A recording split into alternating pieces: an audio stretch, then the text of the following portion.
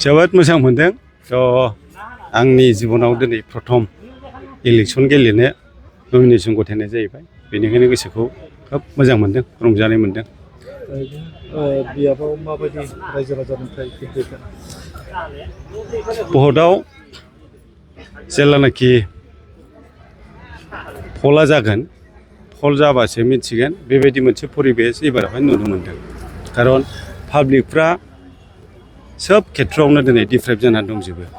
जोंनि दतमा बासिल' नङा, दतमा समाजल' नङा, बुंनो थाङोबा अल आसामावनो दिनै आनइमप्लयड इयुथफोरनि जेंनानिफ्राय आरम्भ खालामनानै बिजनेसमेनफोरनि जेंना, जोंनि खेथि मावग्राफोरनि जेंना, गासिबो न'खर रायजो जानायाव दिनै प्रब्लेमजों भुगिनांगौ जानानै फैजोबदों। आरो बेनि प्रब्लेमनि आसल जाहोनानो जाहैदों फाइनान्सियेलि क्राइसिस।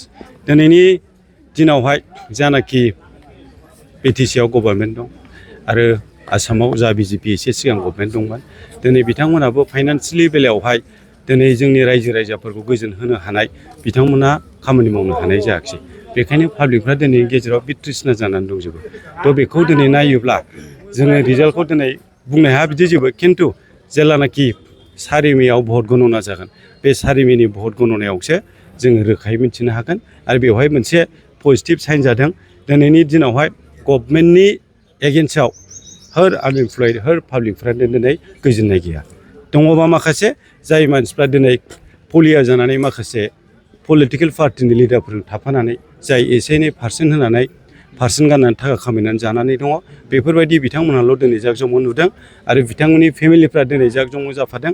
मानो होननानै बुङा, दिनैनि जानाखि सालायनाय, जानाखि डेम'क्रेटिकनि बे सिस्टेम जानांगौमोन, बे सिस्टेमा सिस्टेम बायदि जानानै थाङाखिसै।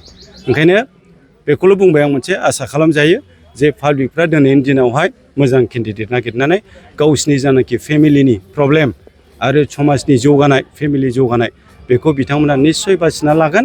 आरो बिथांमोना दिनै मोजां केन्डिडेटनो भट होनानै मोजां पार्टिखौ दिनै देशआवहाय रायजो सालायनो सुबिदा होगोन, बेखौ आङो आसा खालामनानै दं। केम्पिंआ माबायदि सोलिगासिनो नोंथांनि?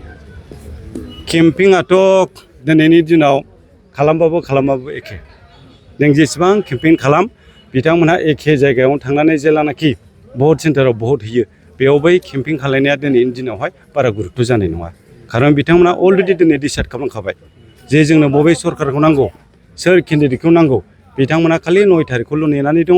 आरो बे 9 थारिखआवहाय जायनाखि बिजाथिया मोननै केटेगरि गोनां, मोनसे केटेगरिया जाहैदों लिबारेल उदार गोसोनि केन्डिडेट, आरो मोनसेया जाहैदों जाय केन्डिडेटआ एक्सपिरियेन्स दङ दिनै बिउर'क्रेटफोरखौ कन्ट्रल खालामनानै जाहाथे पाब्लिकफोरनो बिसिनि गांनाय उखैनायजों थाफानानै एसेबाबो सुफुंनो हानाय केपासिटिनि जाय केन्डिडेट जागोन, बिथांनोसो एबारनि भटारफ्रा भट होगोन, बेखौ आङो आसा खालामनानै दं।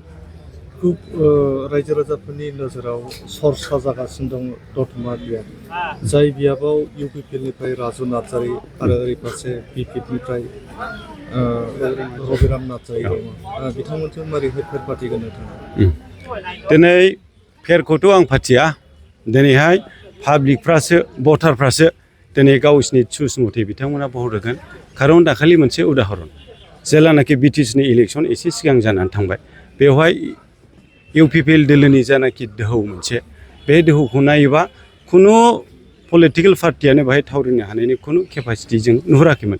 खिन्थु दिनै नुबाय पाब्लिकफोरनि दोहौआ, पाब्लिकआ जे ट्रेनजों दाखालि थांदों, बे ट्रेना दिनैनि थाखाय दिनैसिमावबो दङ। बेनिखायनो आङो सान्दों एबारनि जानाखि फेर फाथिलायनाय, बे फेर फाथिलायनाया भटारनि सिगाङावहाय एसेबां खामानि होनाय नङा बायदि आं सान्दों।